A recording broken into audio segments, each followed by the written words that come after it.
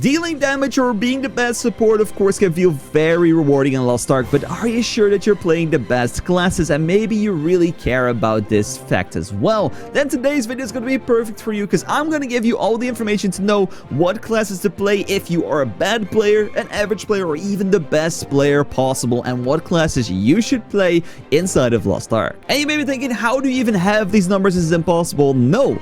Because we have the brand new raid statistics page on oo.mathy.mo. The link right now is on the screen. You can go ahead and type it in your browser and go there yourself. So they added in a brand new raid statistics page, which shows everything you need to know. So of course, currently we're going to go click the stat page and we're now on the general statistics. So we're going to go over, if you of course care about this, you can go ahead and watch this. Like, look, we have the least popular classes, most popular classes, how many they're made, how many 1640, 1690s there are. So if you're thinking that's fun to check out, go watch that. But we're gonna click raid statistics in here because this is gonna show us everything we need to know. So this page actually is super simple and covers the last 3 raids inside of the game that are interesting for people to know. So we have A-Gear Brel and we have Behemoth, because Behemoth is fun to see the high numbers. We're not gonna take a look at Behemoth really that much today because these 2 dates are, they're not reliable for knowing DPS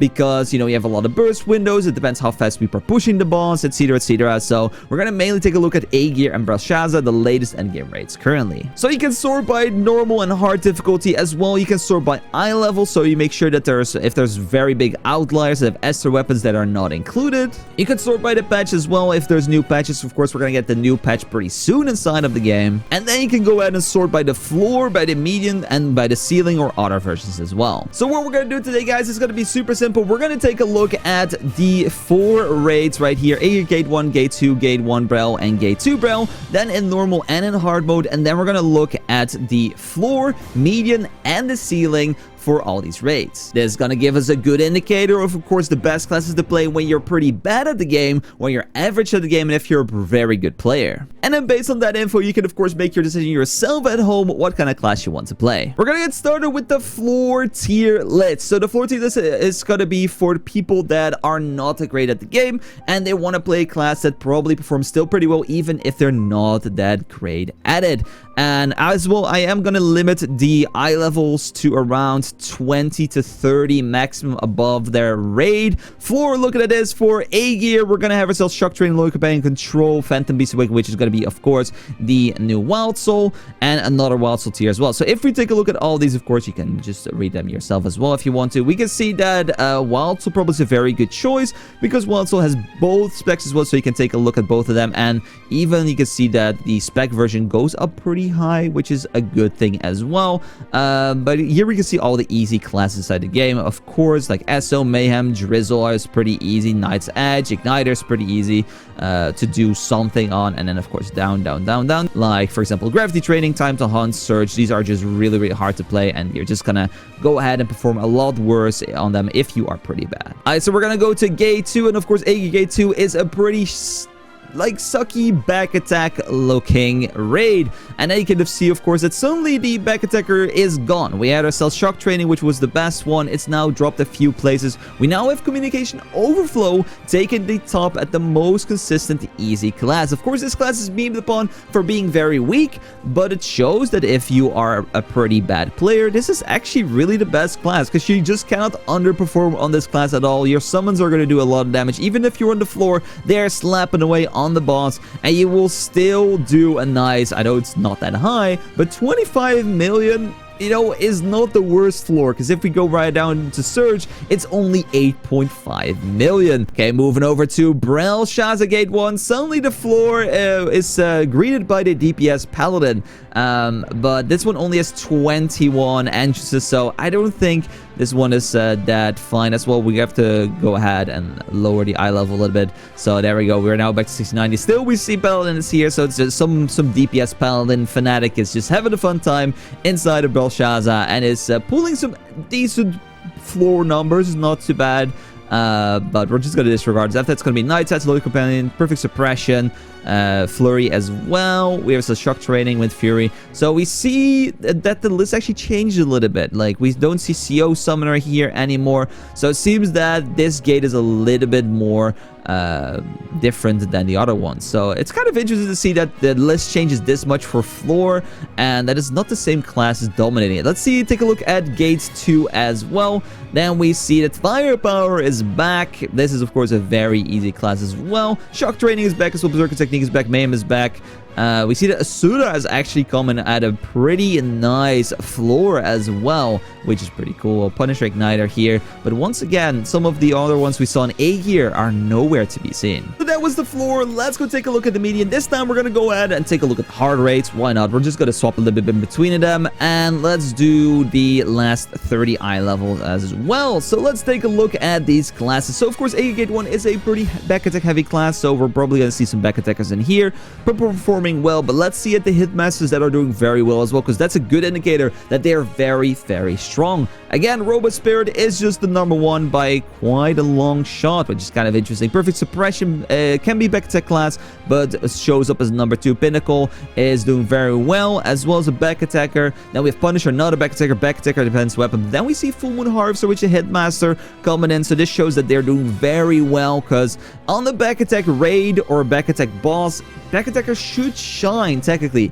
but if you see that the hitmasters are shining above those or are at the same spots, that shows that they're very strong at that moment. Then we see ourselves, of course, Arcana grazes the Empress, Rage Hammer another, Front Attacker Mayhem is another, Hitmaster, Igniter, Hitmaster, and then we have Asura, and then we have the rest below them. We see that Wild Soul is not bad. It's not the top in here in this gate, but you know, it's still doing pretty decent. Let's go move over to A Gear Gate 2. And then we see that, of course, probably a lot of back attackers are going to fall off, but we see that Pinnacle is still holding strong. That is actually crazy to me, because this is a pretty annoying back attack front attack rate. I would say it's a lot worse front attack than it is back attack, but still, it shows that the other classes are holding their place. Okay, not bad. So Pinnacle's still there, Enhanced Weapon's still there. We see Firepower creeping up suddenly. EO's now here as well. Remaining Energy is showing up a little bit. And then we have Deathstrike, Peacemaker. We see, for example, Breaker has dropped like it's all the way here. Like, look how far it dropped. Like it's literally out of the screen. It's just out of there. That's actually kind of crazy to think about that. All this stuff is dropping so hard. But you know, it is what it is. Alright, let's take a look at Brelshaza. Let's take a look at the last 30. Actually, we're going to do 20 eye levels this time. Why not? Because there's not that many people that are going to be above 1710. It's quite a high eye level currently. And above those are the Giga Whales, guys. I probably could even put it at 1700. Because all the people that are going to have full relic books, like level 10 gems, etc., are going to be around the 1710 mark. So I think I'm just going to put 69 to 1700. That is, for now, because we're doing average, the more, you know, normal situation. So we can see that in the 69 to 1700 mark, remaining energy in gate 1 is doing the best on average. Then we see Wilds already being very close. 130 million versus 0.3 versus 130 million 0.5. Remember, people are still building their Wild Souls. People still are learning their Wild Souls. So that Wild Soul already has the #2 spot is crazy to think about. Then we see Robot Spirit here being on #3, but it just shows that, you know, some stuff changes a little bit over time. Perfect Suppression is still here. EO is there as well. Pinnacle is here. It shows like a few of the same outliers, like Full Moon Harvesters here once again. Deathstrike is here. We see Lunar pumping a little bit, which is nice. First time we've seen that class. And then Master Summoner comes in as well over here. So this shows that the top classes still are always seen. So Ferality, Robot Spirit, Grace of the Empress, Pinnacle, EO, Perfect Suppression, Full Moon Harvester, you know, they're all still in these places. Let's take a look at Gate 2 as well. And then we're going to see that Wild Soul takes the #1 spot, which again, like I said, it's crazy that it's here. For how people's gear is and everything they're doing, that is doing this well is insane. Robot Spirit there, Remaining Energy, Pinnacle, Grace of the Empress, Perfect Suppression. And you can see some of them. The new outlier here is Ultimate Skill Taijutsu coming in. Definitely a surprise there for the seeing that. All the other ones are not really a surprise. Peacemaker coming out pretty high as well. and then some other stuff is being followed, like Asura and stuff, which is not too bad. Okay, and then we're gonna go ahead and we're gonna chase the ceiling, and for this one, we're just gonna leave all the eye levels open, because if you're chasing ceiling, you are gonna go be the best of the best, the creme de la creme. You're investing everything you want inside of your class. So if you're currently investing everything and you want to get the most DPS, and of course this is not the outliers because we're not sorting by best, because these best of course are one-time pulls that could have happened. Maybe there's going to be an Esther player or something like that. You can see that these eye levels are going to be most of the time very, very high for people that have reached these. We're just going to look at the ceiling of your class. So you can see that if you're playing A Grade 1, Robot Spirit, Pinnacle, Grace the Empress, Enhanced Weapon, Lunar Voice, and Punisher are the top 6 classes currently. After that, of course, we have Full Moon Harvester, Suppression, Rage Hammer, Igniter, but it shows that there's still a lot of the Hitmasters, which is kind of crazy, because before in the past, it always used to be dominated by the back attackers, but now we can see that Hitmasters are definitely being very, very, very, very strong currently. Let's take a look at AGK 2, which is going to be even more dominated by the Hitmasters probably, but let's take a look. We have Robot Spirit, yes, Hitmaster, Pinnacle, again, Pinnacle just doing very well. Okay, so, you know, the Glavier mains out there are eating pretty good. Just keep silent, you know, make sure you're not gonna get nerfed. That's just the best way to go about it. Perfect Suppression coming in as well. Remaining Energy, of course, everyone knows that Blade's strong, but it's not the strongest, as you can see right here from all the information that we have. EO coming in, Mayhem, the Zerkers, of course, are eating good. Everyone was sleeping on them. And you can see all the ones below that as well. Let's go move over to Brelshaza, the latest endgame raid, of course. It's going to show that Wild Soul shows up again. Wild Soul is back, even for the ceiling. #1 currently. And then followed by Grace the Empress, Robot Spirit, Remaining Energy, Rage Hammer. So it shows that the Wild Soul likes the longer fights a little bit more. It does thrive in those, which is kind of interesting to see. We have those Full Moon Harvester, Gravity Training coming in as well. It's a pretty good front attacking boss for Gravity, which is nice. And then we see some other stuff coming in as well. Let's take a look at Gate 2. I really love Gate 2 of Brelshaza. So let's see how people are faring there. We have Robot Spirit, Rage Hammer coming in again. I think it's a really good, like Gate 2 is a really good front attacking rate. It's really good. We see that Wild Soul takes the #3 spots. Perfect Suppression, Grace the Empress, Gravity Training, Remaining Energy, Enhanced Weapon, Pinnacle, Barrage, Full Moon Harvester, Mayhem, Hunger for Reaper, EO for Soul Fist, and then of course we see the other classes as well. These are some interesting numbers, and I love this kind of stuff. I love this kind of stuff, and hopefully you guys do as well. Of course, you can always check out the website yourself. You want to mess around, you want to look at the eye levels, you want to look at the top players, because what's nice as well, of course, you can go ahead and click any of these top runs, and if you do that, it opens up the DPS log, which is awesome. And if you hover over the name, like, let's just so we go over to the Soul Fist. If we click on this, it opens up their OO page as well. So you can look like, oh, what are they actually running? They're running this amount of Swift, this amount of Crit, this amount of Spec. They're running these engravings. They're running these gems. Okay, they're doing that well because they have ABCD more than me. I'm not doing that bad, but it's because they just have way more gear than me. That's why they're doing so good. But like I said, it's not only a DPS tier list. We as well have a support tier list. So we're going to go over to A gear. Gate 1, we're gonna go just by hard for all of these and look at these. So this shows the uptime for support as well. So here we go. We're gonna go by the average. We're gonna sort them by average. So we see that the best average uptime for AP, so that's your normal AP buffs. We have our normal brand buffs, Identity, and Hyper Awakening. So you see that Bard actually is the best average buffer. And a nice 93% on average, which is pretty cool. And we have Paladin coming after that. Then we have Artist. So if you're looking for a good uptime, then the worst is going to be Bard. The worst is going to be Artist for this raid in particular. Then we have ourselves. After that, we have the best Branders. Of course, Bard is going to be the lowest. She has the worst brand in the game, but still it's not that much worse. So it's 2% less, so it's not too bad. Then we have ourselves the Identity. You can see that Bardian takes the cake with a 72%. Compared to 70, and compared to 66, Paladin is just the lowest uptime for that, and then Hyper Awakening over theirs. Let's take a look at Gate 2. This is a little bit more of a harder raid to have that, so let's see if we see some changes. Then we see, of course, the harder the raid gets, the easier support goes on top. So we can see that Paladin suddenly becomes good in Gate 2 because it's a little bit of a harder raid. The boss moves a lot, so they move out of the circle, so it's going to be harder to get the perfect uptime on the boss for a Bard and Artist. But we can still see that Artist is kind of of struggling. She's doing good in brand 100%, like her brand is really good, but you can see again she is not a top performer in here. She is doing a bit better in identity though, which is nice.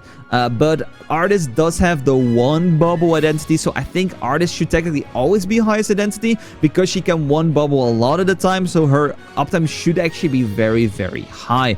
But as you can see, it's not even that much higher from Bard as well. Again, you can see Paladin's identity is very, very much lower than the other two ones. We're going to move over to Brelshaza. And you can see that the average AP buff, once again, because it's a more annoying raid, the boss moves a lot, it's a big boss as well. The circle's annoying to place for Artist and Bard. You can see the Paladin takes the cake for AP. Then we see Brand, again, Artist takes the cake because it's just the easy brand. Bard takes the lowest, of course, because, again, the boss moves a lot. We see Identity Artist shooting up a little bit. This is good. This should happen 100%. Bard still takes it after that. And then we see Paladin keeping the floor nice and tidy. Let's go move over to Brelshaza Gate 2. And then we can see Paladin is going to be the best AP buffer once again. Then Artist taking over the Bard spot because I think it's just that Bard needs to press so many buttons always. Sometimes you just have to make your choices and your AP sometimes suffers from that as well. Artist, again, best brand, Paladin, brand, the Bard. So you can see in the super hard raids where it's actually a lot of support is needed, Bard falls off. And you can see in the raids where there's not a lot of support needed, where you, for example, A-Gear Gate 1, you can see that Bard is doing very well. So you can decide on that what you like to do. I do like the ceiling chasing a lot. Like if the raid becomes a lot easier, you're gonna need less support. If the people become tankier, you need less shields and stuff, especially because Bard used the Wom ability that makes it that they don't even run any shields at all, which makes it a lot harder. And you know, people can suffer from that as well. And you know, based on that, you can decide what kind of support you want. So if you want the most, you know, easy support to play, it shows that it is just Paladin. If you want the most average support, it's Artist. And if you want the most ceiling, you know, that is just gonna be Bard. If you want to reach the highest stuff possible, because if you go by ceiling or like best, you know, you can see that Bard will take the cake and that kind of stuff as well, which is kind of fun to see in my opinion. But there we have, guys. That's gonna be the tier list for both DPS and support in their respective forms. So of course, do with this information what you want with it. Check out the website as well. I think it's so crazy to have this amount of information about all the classes, all the pools, all the stuff already just at the fingertips right now inside of uo.meta.mo. It's just crazy. Go take a look, like I said, at the website yourself. I think it is just it's amazing. I love this kind of stuff. Same with like the class specific statistics or the general statistics. Like it's just so cool to see all these numbers, and you know, it will help you make your best decisions of what kind of classes you maybe want to play or maybe will just leave behind because they're just the bottom of the barrel. Let me know in the comment section down below, is your class doing that well or is it underperforming? Like my classes are doing they're okay. My Slayer is doing mid, probably is going to do better next time. My Breaker has sadly fallen off quite hard in the newest raids, and my Wild Soul is doing pretty good, you know, but it's a new class, so that kind of shows. And further than that, I just have some support, so maybe some Bards, so you know, I'm fine with those. You know, I love playing Bards, so I would never swap, or maybe, you know, female Paladin will be better, but you know, it is what it is. If you guys did enjoy, I would highly appreciate a like down below, guys, subscribe if you're new, and I'll see you guys, of course, again in 2 days for another video. So enjoy all the statistics and good luck making your new character.